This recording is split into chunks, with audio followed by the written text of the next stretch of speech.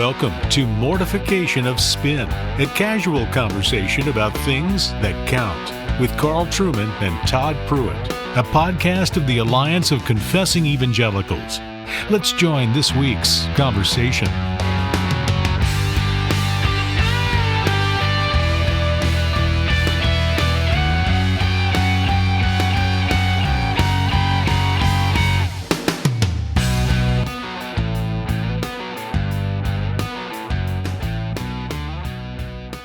Well, welcome to Mortification of Spin. My name is Todd Pruitt, and I'm joined as always by my friend Carl Trueman. I'm a pastor in the PCA, Covenant Presbyterian Church in Harrisonburg, Virginia. Carl, of course, is a professor at Grove City College in Western Pennsylvania, currently doing a year in Notre Dame. And I do want our listeners to know that he is currently wearing a Notre Dame vest right now. Is there anything at all we need to be concerned about? No. These are just the people who've paid half my salary for the last year. I get it, you know. And I mean, it's a sharp vest. I'd wear the thing, you know. You do have a lot of text on one side of it, though. I do. It says the Center for Citizenship and Constitutional Government. There you go. So I was now actually that you're a citizen, you can... now that you're a citizen, you can speak, with full integrity on that issue. And on the Constitution as well. There you go. In fact, unlike, I suspect, many Americans, I have actually read the Constitution, more or less a condition of taking the oath when you become a citizen. Yeah. Well, to our listeners, Carl and I are going to just kind of wade out into a issue that has become controversial. It's been controversial for a long time, but it's receiving heightened attention these days.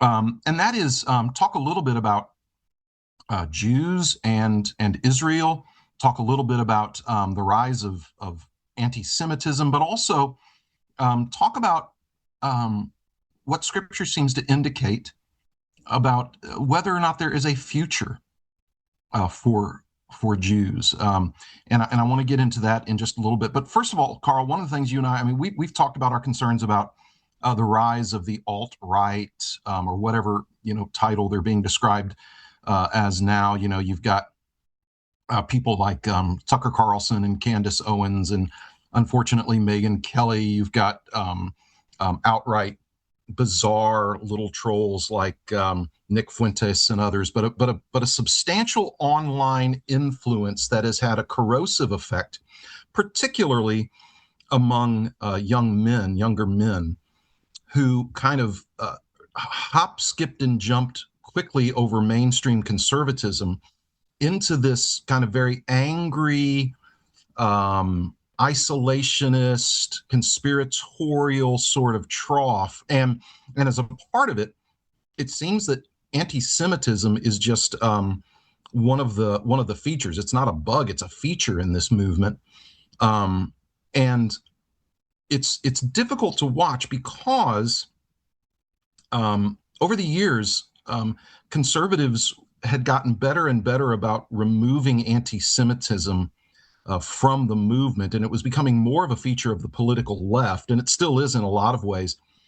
But the vehemence of this movement, and it's showing up in some of the preachers who have aligned themselves with this movement. And I don't even want to say their names really, but those who are at all aware of what's going on, some of these guys who have YouTube channels and that sort of thing, and they're promoting really kind of vile anti-Semitism. Carl, my question is, why are some of these movements so reflexively in favor of Jew hatred, which is what it is? Why does it seem to be such a reflex among them? I think there's no easy answer to that. I had the privilege a few years ago of interviewing Rabbi Solly Soloveitchik, who's rabbi of the oldest synagogue in New York, and asking him exactly that question. Mm-hmm. Why anti-Semitism? And his answer was, because the Jews are still here. You don't walk down New York Street and bump into Hittites or Babylonians. Right. But you see Jewish people everywhere. And his answer was, we're still here. And people wonder why. and that Right. makes some of these crazy conspiracy theories plausible to the ignorant and the ill-informed. I would Right. add to that, we live in an age where transgression is rewarded.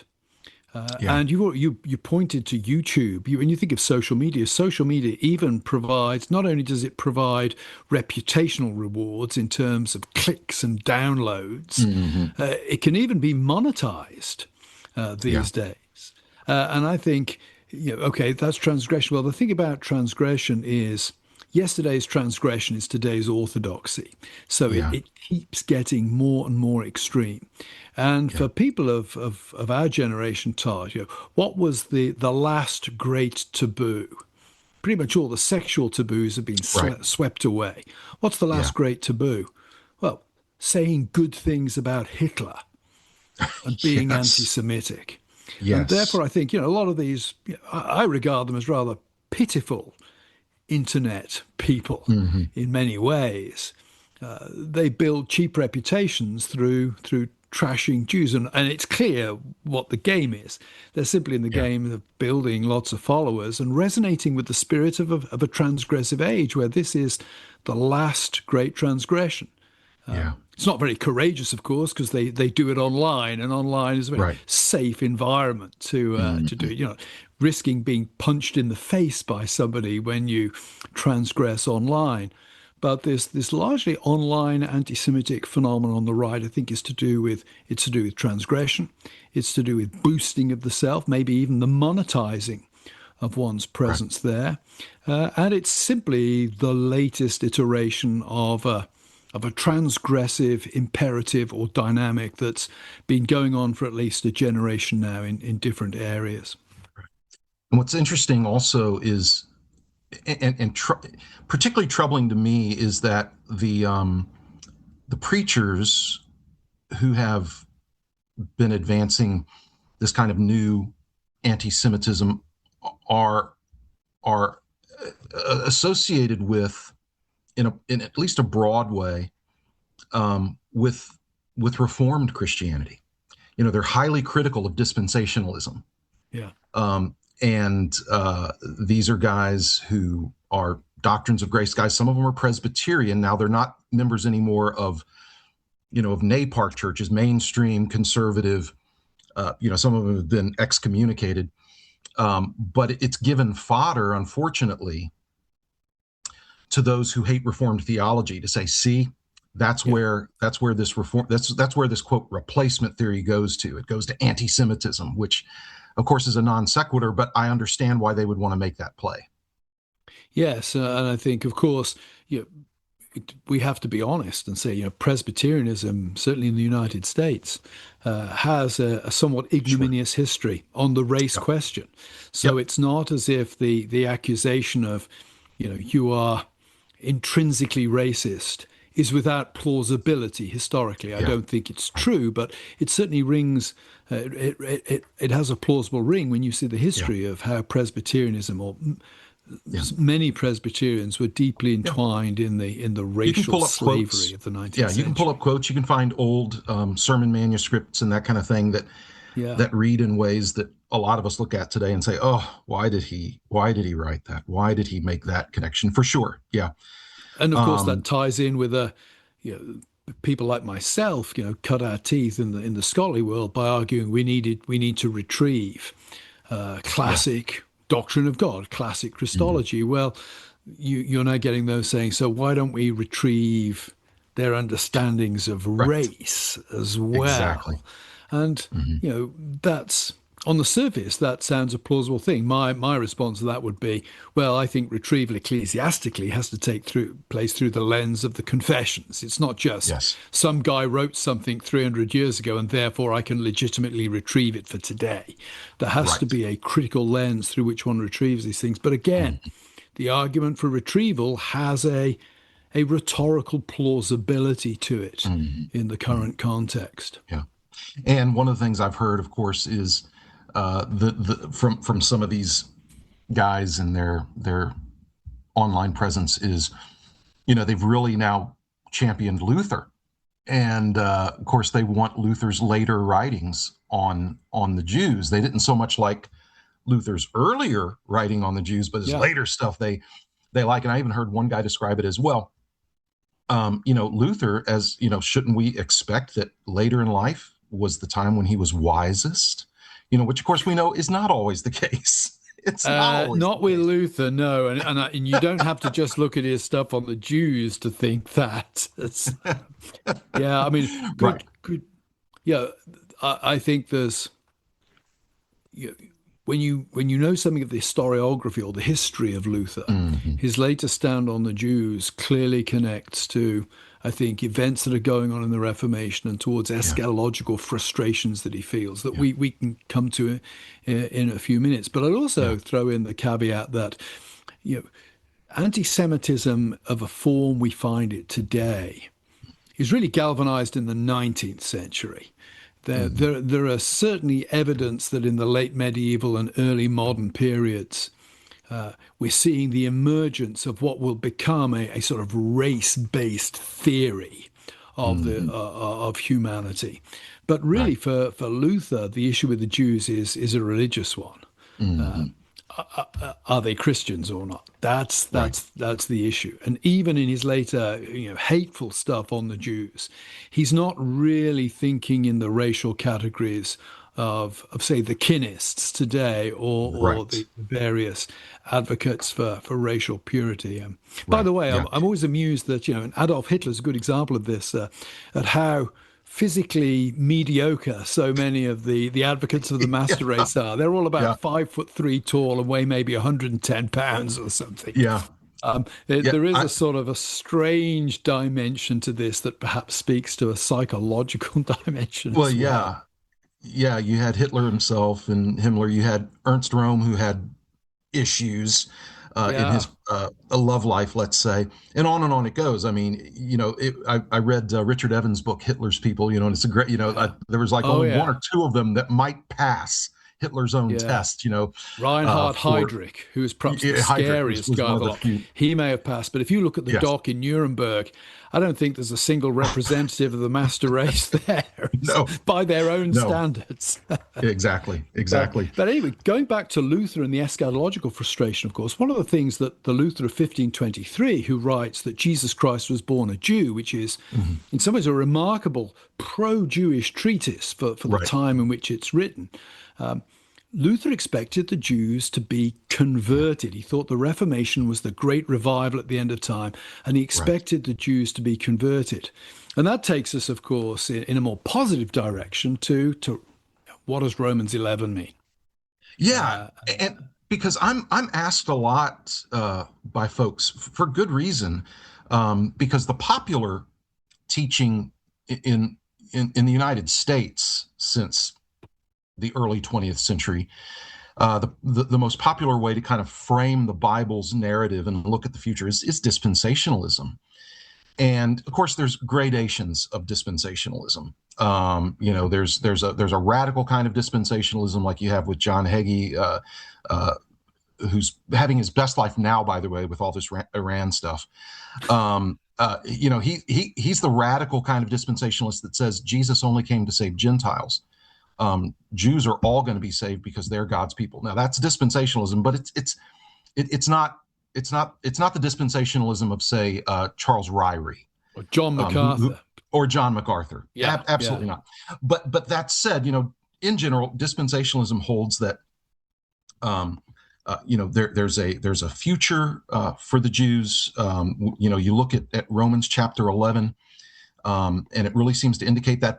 But that view of Romans chapter 11 is not the whole. It's not the property of the dispensationalists, because long before the kind of premillennial dispensationalism that we know today, you had church fathers, you had Reformed scholastics, you had 18th and 19th century Scottish Presbyterians that very much read Romans chapter 11 as indicating that prior to the return of Jesus, there was going to be a great Christian awakening among ethnic Jews. Paul references, quote, all Israel in Romans chapter 11. Now, that doesn't mean every single ethnic Jew, but it's in terms to be understood as to way that, I mean, it's a colloquialism, referring to a great number. And Paul, Carl, Paul was very good at differentiating between, when he was writing about, quote, spiritual Israel, all of those who believe in Christ, the church as fulfilling the promises that were made before. We are all, as Gentile believers, we're heirs of Abraham, we're sons and daughters of Abraham. Paul knew how to write that way. But in Romans 11, I can't escape what really clearly seems to be where he's writing in ethnic terms at this point, as a Jew himself, with the full confidence that there's going to be a great Christian awakening among ethnic Jews. Now, I mentioned, Francis Turretin believed this. Horatius Bonar has a great sermon on that topic. When we were talking earlier, you talked about, those Scottish Presbyterians, Andrew Murray McShane. They were great. In fact, there are missions organizations to evangelize Jews in the region of Palestine that are still going today, that were launched by men who were not at all dispensationalists. They were Reformed theologians and pastors. Yeah, I think it's probably fair to say that the Bonner brothers, and not so familiar with McShane's eschatology, but I think McShane himself, probably sort of historic pre-mills, if we could put it that way, to the extent those to be distinguished from dispensational pre-mill. Not dispensationalists. And certainly, evangelism of the Jews was central to 19th century Scottish Presbyterianism, and continues to be so to this day. That's right. I was in the Free Church of Scotland for some, the last, really, the bulk of the last 2 decades of the 20th century. And support for Christian witness to Israel was key part of the church. I think it played a part in the budget, and certainly we would get ministers who happen to be Free Church of Scotland ministers who work for CWI coming and preaching on a sort of annual basis, when they would come and also do a Sunday school on Christian witness to Israel. Not dispensational at all. In fact, one that I'm thinking of, I would describe as an amillennial. He was an amill, not a premill. Premills, postmills, amills all have representatives of people who think that there will be a revival of the Jews at the end of time. And coming to Romans 11, I've gone back and forth on it myself over the years. And I've sort of come to the conclusion that my hesitancy to see a conversion of the Jews in Romans 11 is as much to do with the inherent pessimism of my amillennialism as it is to do with the text. And that I have to say, as you've just pointed out, Todd, the most natural reading of the text, and the reading to which I sort of incline these days, is that there will be a significant work of God through Christ among the Jewish people. Prior to the end of time, the second coming of Christ. Yeah, and that's where I am. I'm a convinced amillennialist. I'm currently preaching through Revelation. We're starting into chapter 17 next Sunday, and again, for me, it's the reason why I believe there's going to be before Jesus returns, there's going to be a massive Christian awakening among ethnic Jews, is because Romans 11, I think, requires me to believe that. Just exegetically, I think that, and I'm happy to believe it too. I don't believe it reluctantly. But what I read Paul writing, I can't. And there are theologians I respect that don't read it that way, but I just can't. I can't find another way to read it than that. And so that's where I'm at. I'm happy. I'm hopeful. That would be the case. And go ahead. I was going to say, go back to Solly Soloveitchik's comment to me, and I'm sure Solly would not agree with me on this, but that question of why are the Jews still here? Yes. If they've ceased to have any role in God's plan for the future, why haven't they gone the way of the Hittites and the Assyrians? It is stunning. The Jebusites. There is no other civilization that has remained intact the way with the same sort of kind of collective identity even across the dispersion and the massive cultural differences there are between American Jews, European Jews, Hasidic Jews, is that there's still this collective identity. Is there another example like that, Carl? I can't think of one. I mean, one could perhaps point to the Chinese. I don't know enough about Chinese history, but certainly But of course, they haven't been dispersed across the world in that sense. I mean, you're dealing here with a relatively small people. Right. The Jews, and that I think, of course, feeds the conspiracy theories because, of course, they're a small people and they've done exceptionally well. I would argue that's as much to do with the fact that Europeans didn't allow them to do anything else other than, for example, lend money. So they became, because of their marginality, they became very successful, not because there's some massive world conspiracy where they hold all the levers of power. Marginality goes to explain it. But I don't think there is another example of what we might describe as a modestly sized tribe that has spread across the face of the earth and yet retains significant ethnic identity. Right. And implication wise, just so that if anybody's wondering, that doesn't mean you have to support everything that the current state of Israel does. No, we're talking about two different things here. Yeah. Now there's a relationship obviously between, but there's a clear distinction, when we talk about God's future for the Jews, and what the United States, partnership and alliance with Israel ought to look like. Those are entirely different sorts of conversations. And I think that that there's an element here of the poverty of our current political discourse is not helpful. In that, it is. I think it is the case that if somebody publicly makes a critical comment about Israel, they are very rapidly dismissed as anti-Semitic. Well, that becomes a self-fulfilling prophecy in some way. It is a great shame that we don't have the kind of political context in which thoughtful people could express concerns about some of the things that are going on today without having the racial mark of Cain put upon them.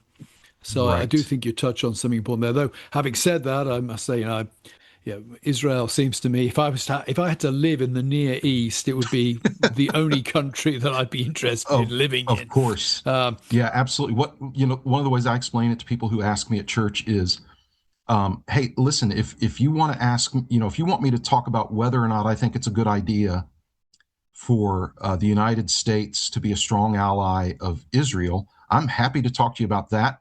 And I can make a case for that, politically, but I won't make that case regarding the contemporary state of Israel from Romans 11, for instance. I'll make it about the Jews, but not the state, so to speak. No, again, I think one makes it on pragmatic political grounds. Exactly. The other thing, the only relatively functioning democracy in the area. Exactly. So hopefully they'll thrive, and some others in that region will catch on. But one of the other thing that's troubling about certain aspects of dispensationalism, you'll hear this term replacement theory, which is a pejorative used by dispensationalists against covenant theology, which is, more classically reformed. It's replacement theology. Well, the church has replaced Israel. And of course we say, no, we don't really like that term. Fulfillment has more to do with it. But you can be thoroughly convinced of, classic Westminsterian covenant theology and still believe that Romans 11 indicates that there's going to be a great inbringing of the Jews. But one of the things I've asked about, because this has made some headlines yet again, like it was when I was a kid, which is the rebuilding of the temple, and the number of American Christians that think that would be a wonderful thing. And incidentally, last Sunday, I had a church member come up to me, because this church member has a family member who's at a very dispensational church. And man, they're just rooting for that temple to be rebuilt. And she was really troubled that she had family members that were thinking that way. And she rightly diagnosed it as, wouldn't that basically, for all intents and purposes, be a pagan temple? Yeah. And I said, well, it would be a temple to a God that is not in the Bible, not the God of Abraham. It wouldn't be the God of Abraham, Isaac, and Jacob. It wouldn't be the God of Moses. It wouldn't be the God, the triune God who has an everlasting Son. And Christians shouldn't be excited about that. Yeah, the temple of Yahweh was rebuilt when Jesus rose from the grave. That's right. That's right. And we have Jesus' own words pointing us to that truth. So, exactly. Yeah, exactly. Yeah. But it's remarkable how dispensationalism has unfortunately missed that point. And to the extent that you would have American Christians zealous to see a second temple Judaism kind of rebuilt, re-inaugurated with animal sacrifices and people worshiping a God who is not triune and does not have a son who paid for our sins. For American Christians to be excited about that tells me just how theologically impoverished that much of that movement is. But if I can just speak culturally rather in terms of one of my two passports here. You crazy Americans, that's so wild. Well, it was interesting because, when, Dabney, he was a minister in, Darby was a minister in the Church Dabney, of Ireland. Let's talk race with Dabney. Sorry, carry on. Yeah, exactly. Oh man. But Darby oftentimes credited, although there were other people that were kind of at the headwaters of what became contemporary dispensationalism, but Darby was the chief progenitor of it. He was a minister in Church of Ireland. He goes and helps form the Brethren Church there, and it almost immediately splits over his dispensational construct. And he can't really find much footing for it in the UK. And so he comes to the US and Canada, where it really catches on in the United States and Canada. And that's where it's remained. It's fascinating. And I think it's reading stuff by George Marsden many years ago persuaded me that, what dispensationalism does is it provides straightforward answers to the most difficult biblical passages. Yeah. And that very much appeals to the democratized mentality of 19th century America. It's sort of receptive soil for that can-do kind of theology. It is, say, remarkable. Darby, an Irishman, I think, has much more impact in the United States than outside of brethren circles in the United Kingdom that are different eschatologically. Yep. Yeah, it's true. And so, but I would just tell our folks, you can be fully committed and convinced of covenant theology and believe what so many other Reformed pastors and theologians have over the years, that God has a plan to, and again, we want to say that Jews come to Christ the same way that Gentiles come to Christ. Jews are saved the same way Gentiles are saved, through faith in Christ. That's how Abraham was saved. That's how Moses was saved. That's how every Jew and Gentile is saved. There's not going to be a spiritual awakening among Jews that is not through Christ. But I do believe that Romans 11 gives us hope that that's what's going to happen, and we can pray towards that end. And I would say to my dispensationalist friends, we need to treat Jewish unbelievers the same way we treat Gentile unbelievers. They need Jesus, and they need to be evangelized. And I think that's a good place to close. And I would say, we can disagree over Romans 11. Right. What we can't disagree on is behavior that treats other human beings as pieces of garbage. Right. And so, let's debate our eschatology, but anti-Semitism is beyond the pale, clearly beyond the pale. Mm-hmm. Well, thank you to the listeners for joining us today. If you visit our website, mortificationofspin.org, we don't have a giveaway this week, but what we're going to do is provide a link to Christian Witness to Israel, an organization with close Scottish roots, actually, roots in Scottish Presbyterianism, that works to evangelize Jewish people. And you'll be able to download for free there some very important historic texts wrestling with this issue of the status of the Jews in the New Testament dispensation. While you're there, you may like to make a donation to us. We are a listener-supported podcast. And in the meantime, all that remains now is for me to thank you for listening in and say that we look forward to being with you next time. Why can't you and me learn to love one another? Now all the world over so easy to see. People everywhere just wanna be free. I can't understand, it's so simple to me. It is. People everywhere just got to be free. Thanks for listening to Mortification of Spin, a podcast of the Alliance of Confessing Evangelicals. For more on topics like this, visit mortificationofspin.org, where you can find other articles by Carl and Todd, browse the archive of past episodes, and make a donation. We'll talk to you next time on Mortification of Spin.